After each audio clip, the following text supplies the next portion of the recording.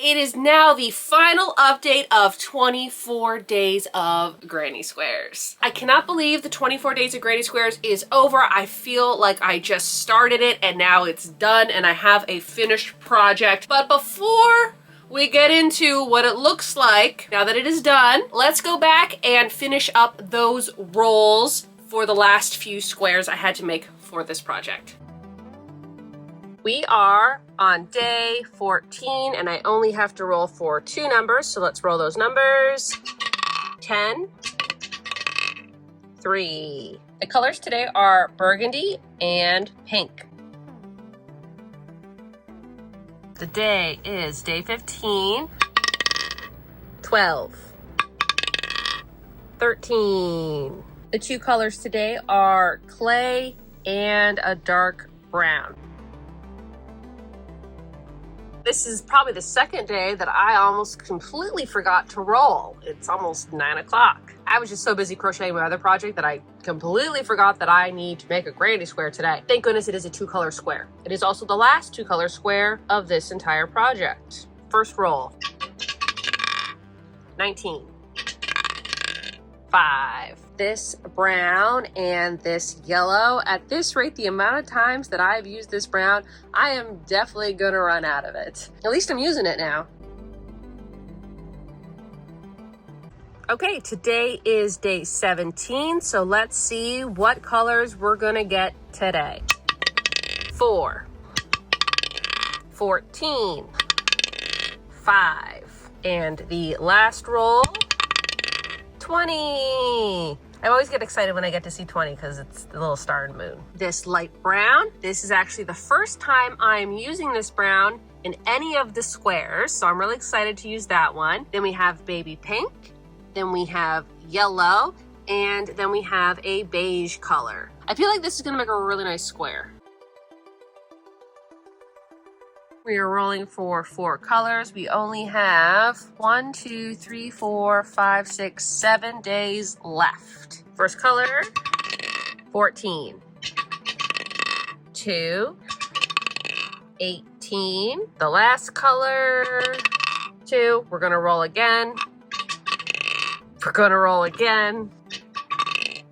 4, baby pink, pumpkin orange, this light brown, and this darker yellow. I find it kind of funny that this color was not picked at all until yesterday, and then I get it again today. Editing Michelle here. In the video, I noticed that I put them in the order of baby pink, pumpkin orange, then I put light brown, and then the dark yellow, but the yellow goes before the brown, and I had to check my notes to make sure that I actually made the square right, because there's no way that I can take the square apart now. They're all sewn together. So in the video it shows the 2 colors swapped, but in my notes the yellow does go before brown. As you can see in my finished square, I did put the colors in the right order. Just wanted to clear that up.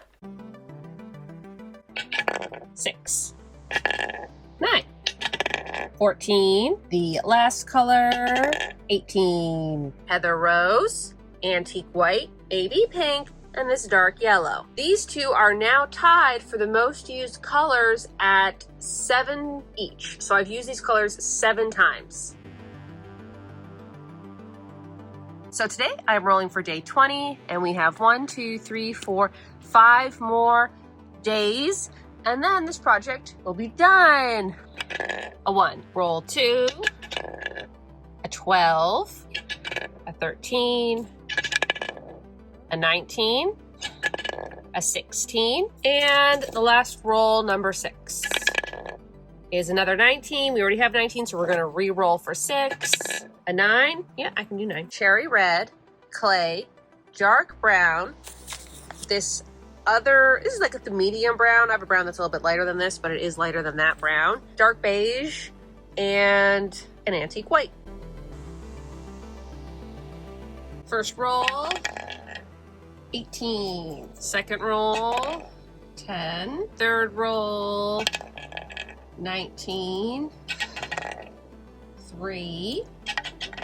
Another 18. We're gonna roll again. Come on, 8. I want an 8. Another 3, gonna roll again. Another 18. A 9. I want an 8, I haven't used 8 at all yet. A 12, not 8. Okay, great. A dark yellow, burgundy, brown, pink, antique white, and clay. I'm worrying about this one. Hopefully I don't keep getting this color because I'm gonna run out soon. All right, so today is day 22 and I have to make 8 rolls for this square. Roll 1, 17, 11, 10, roll 4, 5, 18, roll 6 is 7, 4, roll 8. Another 5, we're gonna roll again, a 1. Dark clay, a dark coral, burgundy, yellow, a dark yellow, a light coral, a light brown, and a cherry red. Roll 1, 11, 7, a 9, and roll 4, a 13. The colors today are light coral, dark coral, antique white, and dark brown. The last 4 rolls. Okay, roll number 1, 18, number 2, 10, number 3, 16, and the last roll of the year, a 19. Okay, let's figure out what these colors are. The colors are this dark yellow, again, burgundy, this dark beige color, and this little tiny itty bitty brown. Hopefully I have enough to finish this square. The last one is gonna go right there. Today or tomorrow, I just have to stitch this up, these 2 together, weave in the ends for this, and then of course do the border. The project's gonna be done for this year, and then next year I gotta add on to it, but that's next year's problem. Also, I might use this to do the border because this color never got used. Because it didn't get used, I feel like it should be used somewhere. I'm not sure yet, but I really wanted to use this one somewhere. The squares are done. I just have to finish attaching everything together. If you're new to my channel and you like crocheting and yarn and thrifting and the 80s and like all that jazz, why not hit the subscribe button? Here is my final project. I don't know which way is the better way to hold it. Probably like, okay, so this is what it looks like. I'm just gonna give you a little view of all the little squares. But yeah, this is it, and I'm shocked. Okay, like I know I picked the colors, I know I picked a certain color scheme, and I'm like, yeah, okay, but like last year when I did it, some of the colors just didn't look great together and I had to live with that. But this year, all the squares look so good, and I still think that one of my personal favorite squares is day 1. Like day 1 surprised me right out of the gate. Sometimes when you have to make granny squares, you're just kind of in that thing where you're just like, I don't know if these colors are going to look good together. Should I do these colors? Just let the dice decide, because I mean the dice did a pretty good job picking the colors. Ooh, this one's also very pretty. Let's go over the yarn. So I have my notes. The color that was used most was this mustardy looking yellow. This yellow right here. I know it doesn't look yellow, but like when you see it on its own, it looks yellow. But that yellow was used the most for a total of 10 times. So this yellow was used 10 times during this whole project. Tied for number 2 for the most used colors, baby pink and like this medium brown color. And these 2 colors were used a total of 7 times each. So this baby pink was used 7 times, and then the other one, this brown right here, this one here, the one that was the smallest amount of yarn that I had out of all the yarn, was used the second most time, and I literally just had enough left to do the last square. So the last square, oh my goodness, that's actually kind of neat. That's, oh wow. Okay, I'm just discovering this right now. This is the first square, and this is the last square. The last color on the first square was this medium brown, and the last color on the last square was also the medium brown, which is kind of neat. But yeah, that's what the first and the last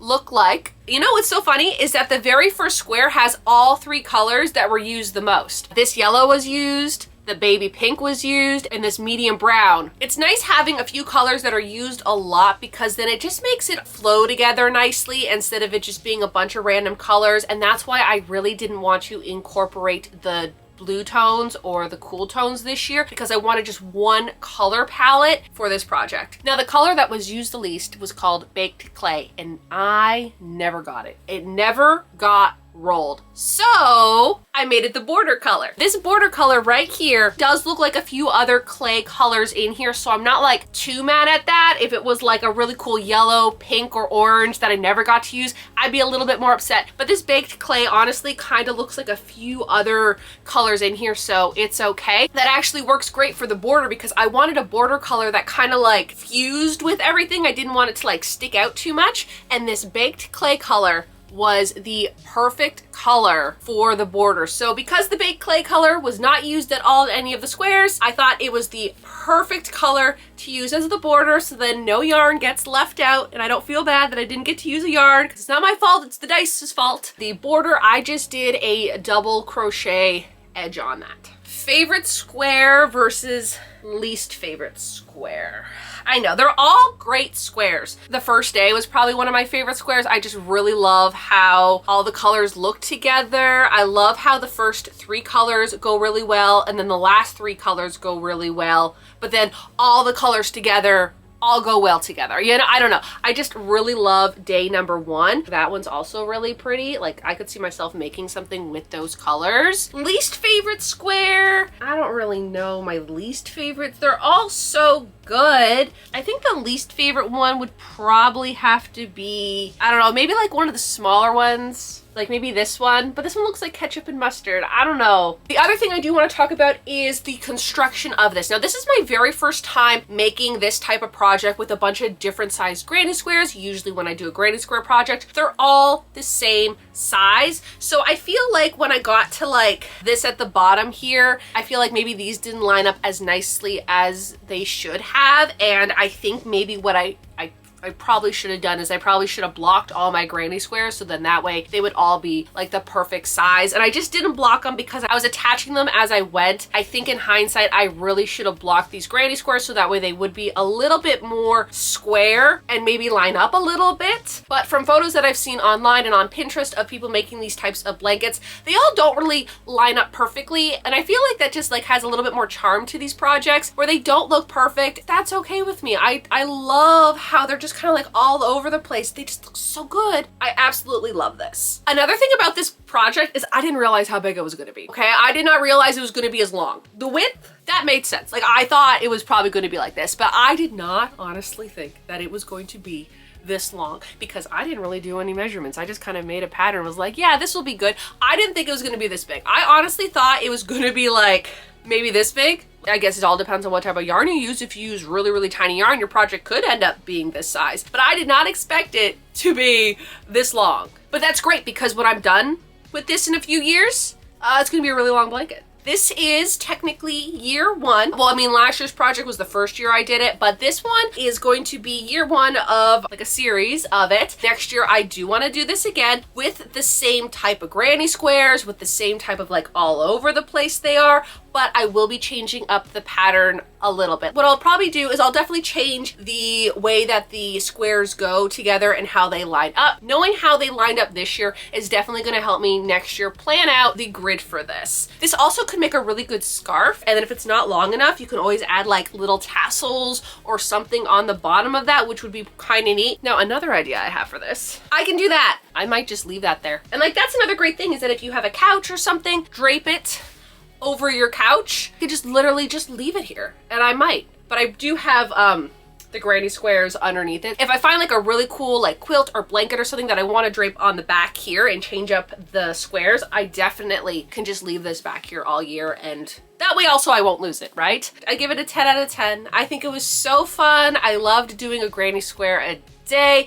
And you know what's kind of funny is I thought, ooh, like doing these 2 granny squares, that's gonna be super fun, super easy. I won't have to worry about. I was a little underwhelmed with the 2. I think that my favorite ones to do were probably the 4s. It took a little bit more time and you got a few more colors, whereas the 2s, I was just like, oh, okay, I gotta do another 2. Like that's not a lot of crocheting, which was fine, especially after doing the 10. I'm also really happy that I only did 1 10. This 10 took so long, and I don't make granny squares any more than like maybe 6 rounds, any more than that, and like it doesn't happen for me. So doing the 10 took a while to do. Even the 8s took a little bit of time to do, but they were also pretty fun. I don't know. This was just such a fun project, and I honestly can't wait to do it again next year and add on to this. I did let everybody know that if you participated in this challenge to send me your finished projects so that way I could include them in this video. I cannot believe how many of y'all sent me photos of your projects. Like, I didn't even think this many people were participating in it.